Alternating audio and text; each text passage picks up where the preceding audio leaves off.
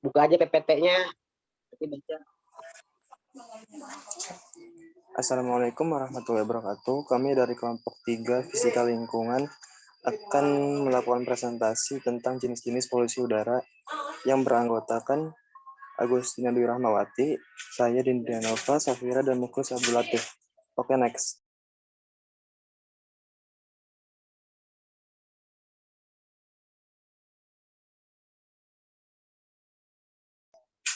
Oke, yang pertama tentang polusi udara akan saya jelaskan.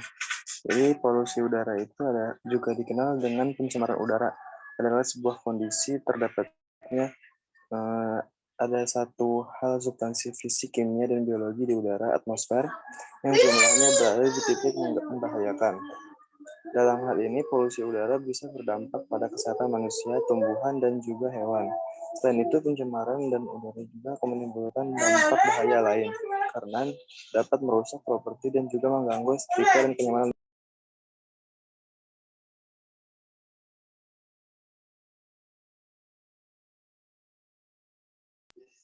Bisa di next. Selanjutnya ada jenis-jenis polusi udara. Yang pertama itu ada sulfur oksida atau SOx. Sulfur oksida itu terutama disebabkan oleh dua komponen gas oksida sulfur yang tidak berwarna, yaitu sulfur oksida SO2 dan sulfur trioksida SO3. Selanjutnya ada nitrogen oksida atau NOx. Nitrogen oksida NOx terdiri dari nitrogen dioksida NO2 dan nitrogen monoksida NO. NO merupakan gas yang tidak berbau dan tidak berwarna, sedangkan NO adalah gas yang tidak berbau tajam dan berwarna coklat kemerahan. Next. Selanjutnya ada karbon monoksida, yaitu CO. CO merupakan jenis polutan yang secara nyata terkandung dalam udara bebas. Selain gas NOx dan SO2+, CO dapat dihasilkan dari pembakaran mesin diesel, mesin bensin, dan LPG. Selanjutnya ada ozon. Ozon adalah polutan sekunder yang terbentuk di atmosfer. Ozon merupakan oksidan yang kuat dan dapat bereaksi dengan berbagai komponen seluler dan bahan biologis. Oke, next. Itu yang selanjutnya ada VOC atau Volatile Organic Compounds. VOCs dihasilkan dari berbagai sumber polusi seperti kendaraan bermotor. Penelitian yang dilakukan oleh Tsai et al. 2014 menyebutkan bahwa sepeda motor menghasilkan polutan VOCs dengan jumlah yang signifikan, seperti toluene, isopropan 1234, trimetilbenzena, ampesilen, dan oksigen memiliki jumlah UNS unsur yang melimpah dalam VOC. Oke, next.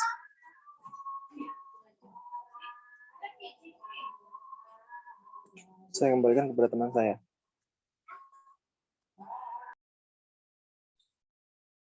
Baik, yang selanjutnya adalah sumber polutan udara. Sumber polutan udara dibagi menjadi dua, yaitu polutan primer dan polutan sekunder. Polutan primer adalah polutan yang dikeluarkan langsung dari sumber tertentu, di mana terdiri dari polutan gas dan partikulat atau partikel. Polutan gas diantaranya yang pertama adalah senyawa karbon, contohnya seperti hidrokarbon, hidrokarbon teroksigenasi, dan karbon oksida atau CO. Kemudian yang kedua, senyawa sulfur, contohnya adalah sulfur oksida. Yang ketiga, senyawa nitrogen, contohnya nitrogen oksida dan amonia. Dan yang keempat, senyawa halogen, contohnya fluorklorin, hidrogen klorida, hidrokarbon terklorinasi, dan bromin. Kemudian yang kedua ada partikulat atau partikel. Partikulat di atmosfer mempunyai karakteristik yang spesifik, dapat berupa zat padat atau cairan maupun suspensi di udara. Partikulat primer ini dihasilkan melalui proses mekanik maupun proses pembakaran. Kemudian polutan yang kedua, polutan sekunder, ini biasanya terjadi karena reaksi dari dua atau lebih bahan kimia di udara, misalnya reaksi fotokimia. Kemudian, sebagai contoh hasil disosiasi NO2 yang menghasilkan NO dan O radikal, di mana proses kecepatan dan arah reaksinya dipengaruhi oleh berbagai faktor, di mana diantaranya konsentrasi relatif dari bahan reaktan, derajat fotoaktivasi, kondisi iklim, topografi lokal, dan adanya embun. Polutan sekunder ini mempunyai sifat fisik dan kimia yang tidak stabil, di mana termasuk di dalamnya polutan sekunder ini adalah ozon, peroksietil nitrat atau PAN, dan formaldehid.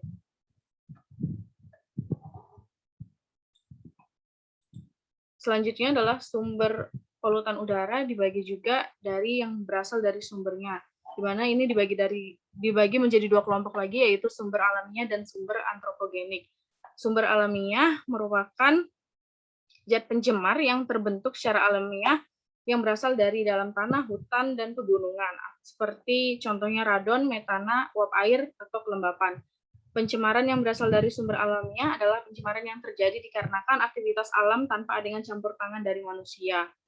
Di mana contoh-contohnya di antara lain dari akibat letusan gunung berapi, akibat kebakaran hutan, sumber air panas, gas-gas hasil pencernaan, samudra, sungai, dan muara, debu, garam laut, pelepasan radioaktif, dan pembukaan lahan baru. Kemudian sumber antropogenik adalah pencemaran udara yang diakibatkan oleh aktivitas manusia, di mana kebanyakan berasal dari aktivitas transportasi, industri, pembakaran, persampahan, dan lain-lain. Sumber antropogenik ini diantaranya adalah pencemaran akibat lalu lintas, contohnya seperti CO2, debu karbon, timbal, dan NO. Kemudian yang kedua, dari pencemaran industri, contohnya seperti NO2, SO3, ozon, timbal, dan VOC. Dan yang ketiga adalah dari rumah tangga, ini dihasilkan dari pembakaran. Sumber pencemar udara juga dapat diklasifikasikan menjadi sumber diam dan sumber bergerak, di mana sumber diam terdiri dari pembangkit listrik, industri, dan rumah tangga, sedangkan sumber bergerak adalah diantaranya dari aktivitas lalu lintas kendaraan bermotor dan transportasi air laut. Selanjutnya akan dijelaskan oleh rekan saya. Baik, selanjutnya adalah karakteristik parameter pencemaran kriteria. Next.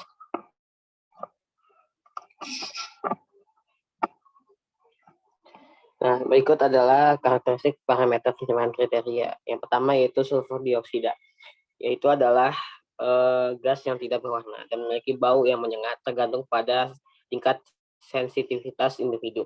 SO2 memiliki sifat fisik yang stabil, tidak mudah terbakar dan meledak.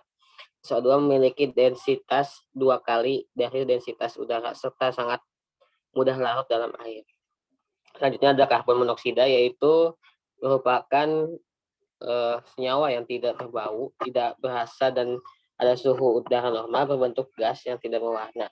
Juga merupakan gas yang tidak berwarna, tidak berbau, tidak mempunyai rasa, titik didih 192 Celcius, tidak larut dalam air, dan beratnya 96,5% dari berat udara. Selanjutnya yaitu adalah nitrogen dioksida, merupakan gas yang tidak berwarna dan tidak berbau. Sebaliknya, nitrogen dioksida berwarna coklat kemerahan dan berbau tajam. Selanjutnya ada oksidan, yaitu senyawa di udara selain oksigen yang memiliki sifat sebagai pengoksidasi. Yang dimaksud dengan oksidan fotokimia meliputi ozon, nitrogen dioksida, dan peroksiasen nitrat atau PAN. Karena lebih dari 90% total oksidan terdapat dalam bentuk ozon, maka hasil monitoring udara ambien dinyatakan sebagai kadar ozon. Karena pengaruh pencemaran udara, jenis oksidan cukup akut dan secepatnya perubahan pola pencemaran selama sehari dan dari suatu tempat ke tempat lain, maka waktu di mana kadar ozon paling tinggi secara umum ditentukan dalam pemantauan mencatat jumlah per jam per hari, per minggu, per musim, atau per tahun. Selama kadar tertentu dilampaui juga merupakan cara yang berguna untuk melaporkan sejauh mana ozon menjadi masalah. Next.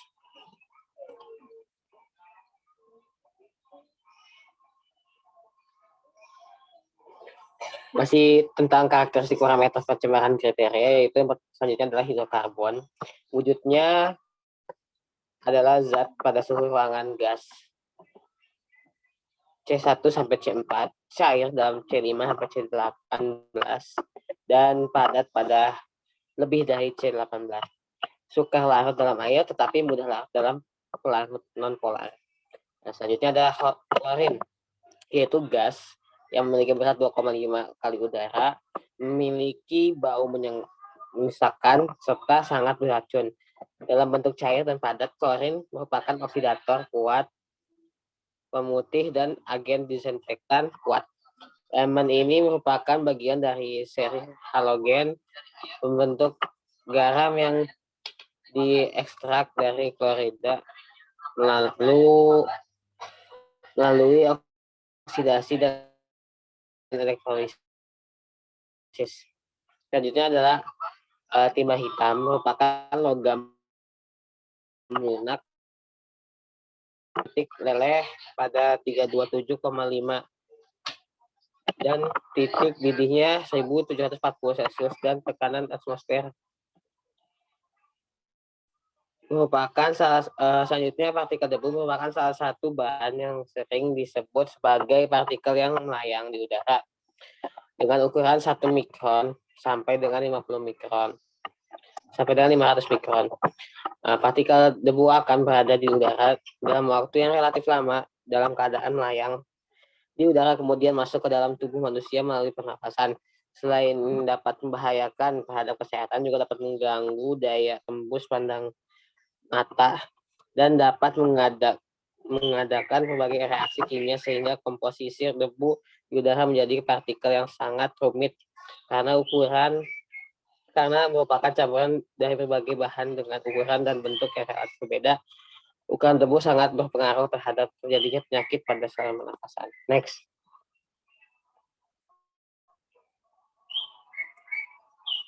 Selanjutnya adalah dampak pencemaran udara. Next.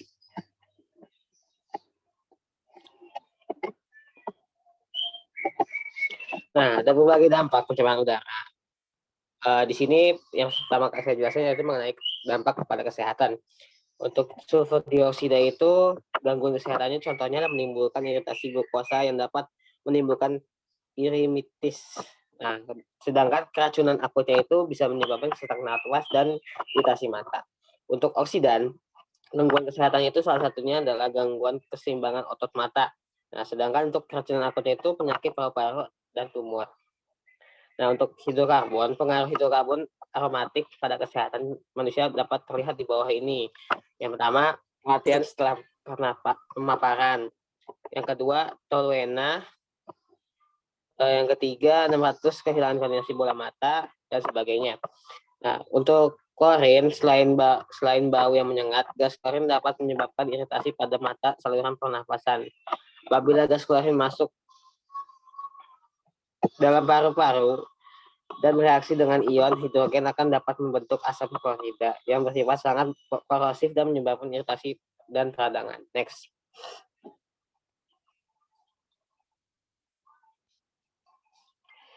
Masih tentang kesehatan, dampak selanjutnya kepada kesehatan dari partikel debu adalah menimbulkan gangguan pada saluran pernapasan. Nah, untuk pada karbon, salah satu contohnya gangguan kesehatan itu adalah mengganggu proses oksigenasi di dalam tubuh. Sedangkan untuk keracunan akutnya itu sakit kepala. Contohnya bisa mual, pusing, dan sebagainya. Untuk nitrogen dioksida itu gangguan kesehatannya salah satunya adalah pada kadar 13 ppm dapat menimbulkan iritasi selaput dan di pernafasan. Pada kadar 150 ppm dapat dalam waktu 60 menit dapat menimbulkan kematian. Untuk keracunan akutnya itu yaitu adalah dapat menimbulkan edema paru, sakit kepala, dan sebagainya. Untuk timah hitam, gangguan kesehatan itu contohnya adalah reaksi dengan grup sulfidir dengan protein dan mena. Dampaknya terhadap kesehatan menyebabkan reaktivitas protein dan menghambat pembuatan hemoglobin. Untuk keracunan akutnya itu hilangnya nafsu makan, lelah, sakit, dan sebagainya. Next.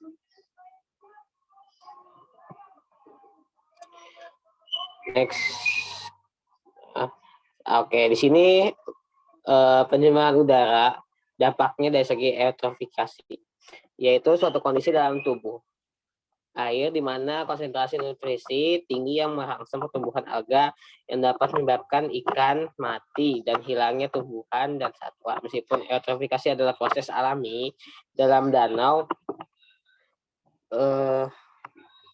dan beberapa muara, aktivitas manusia sangat mempercepat eutrofikasi dengan meningkatkan jumlah nutrisi yang memasuki ekosistem air.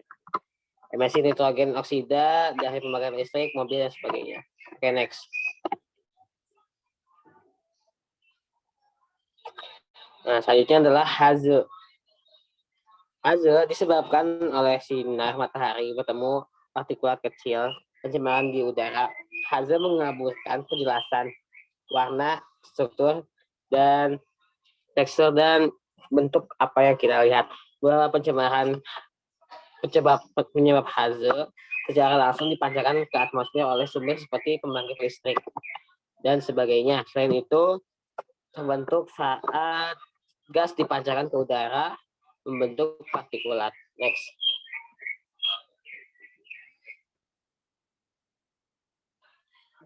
Selanjutnya adalah penipisan ozon. Ozon adalah gas yang terjadi baik di dasar dan di bagian atas atmosfer bumi yang dikenal sebagai atmosfer. Oke, pada tingkat dasar, ozon merupakan pencemar yang dapat membahayakan kesehatan manusia. Di stratosfer, ozon membentuk lapisan yang meliputi kehidupan di bumi dari sinar ultraviolet matahari yang berbahaya. Namun ozon ini baik secara bertahap dihancurkan oleh bahan kimia buatan manusia yang disebut sebagai perusak ozon, termasuk klorofluorokarbon dan sebagainya. Zat ini sebelumnya digunakan dan kadang-kadang masih digunakan dalam pendinginan, agen foaming, dan masih banyak contoh lainnya. Oke, next.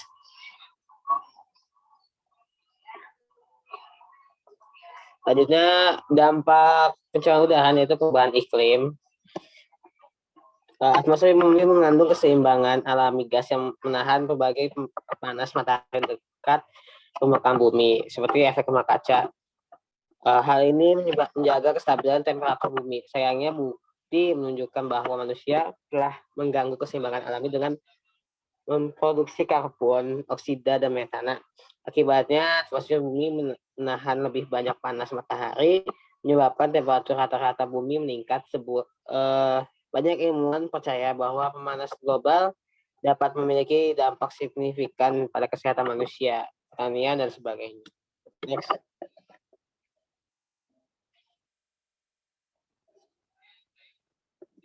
Selanjutnya akan dilanjutkan oleh rekan saya. Baik, terima kasih. Selanjutnya akan saya lanjutkan mengenai contoh kasus pencemaran udara. Kelompok kami mengangkat studi kasus mengenai kontribusi ojek online di DKI Jakarta terhadap perubahan iklim. Boleh di next.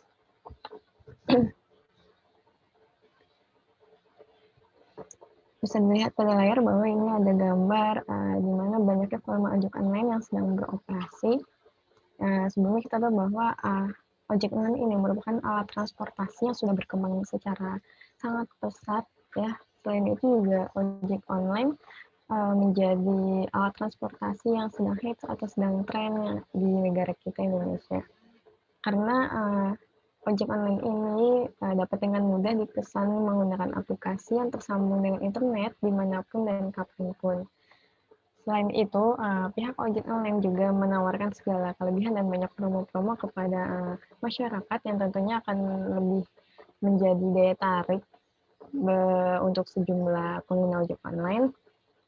Di samping itu juga pasti akan meningkatnya jumlah kendaraan bermotor dan polusi udara di Indonesia. Boleh di next.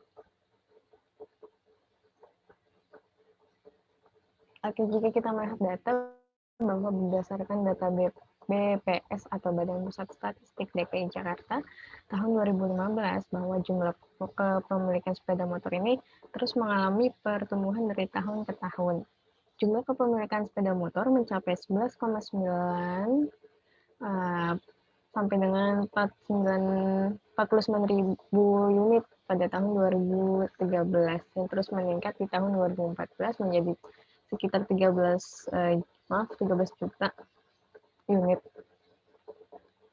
Kemudian di kota-kota besar, kontribusi gas buang kendaraan bermotor sebagai sumber polusi udara mencapai 60-70%. Sementara itu, kontribusi gas buang dari cerobong asap industri hanya sekitar 10-15% saja, dan sisanya dari sumber pembakaran lain seperti rumah tangga, pembakaran sampah, kebakaran hutan, dan lain-lain.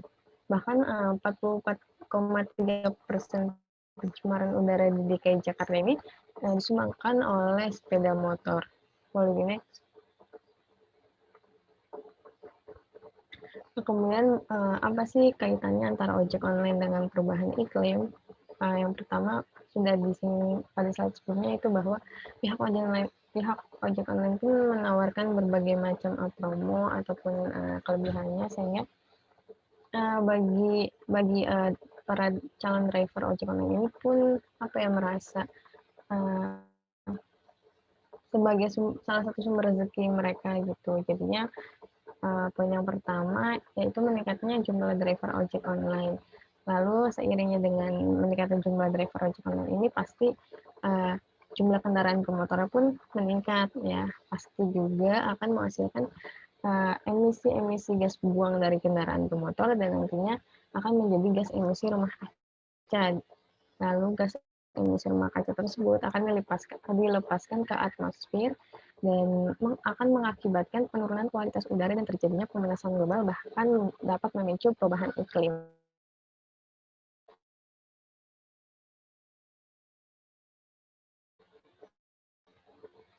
Mungkin boleh di next slide-nya.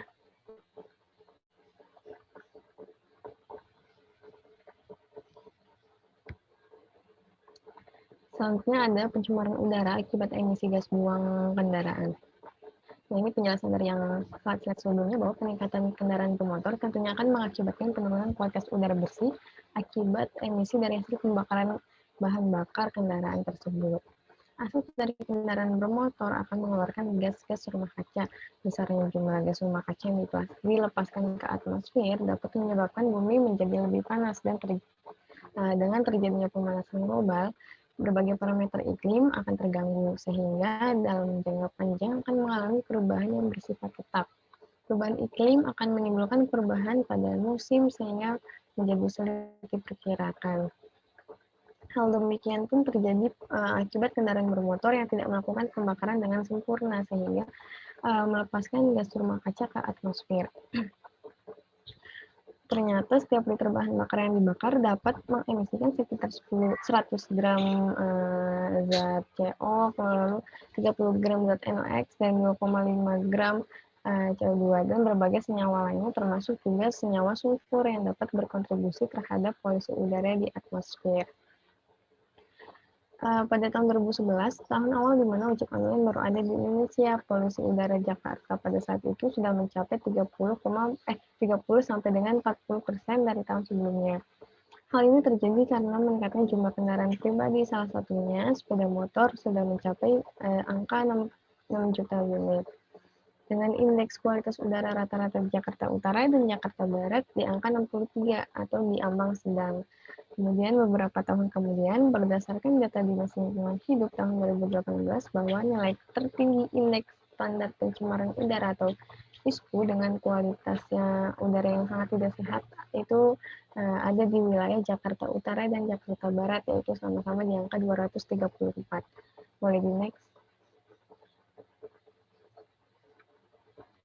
Mungkin cukup sekian pemaparan dari kelompok kami. Kurang lebihnya kami mohon maaf, dan kami mohon maaf apabila terdapat kesalahan dalam penyampaian kata ataupun kekurangan dalam materi. Terima kasih atas perhatiannya. Wassalamualaikum warahmatullahi wabarakatuh. Waalaikumsalam.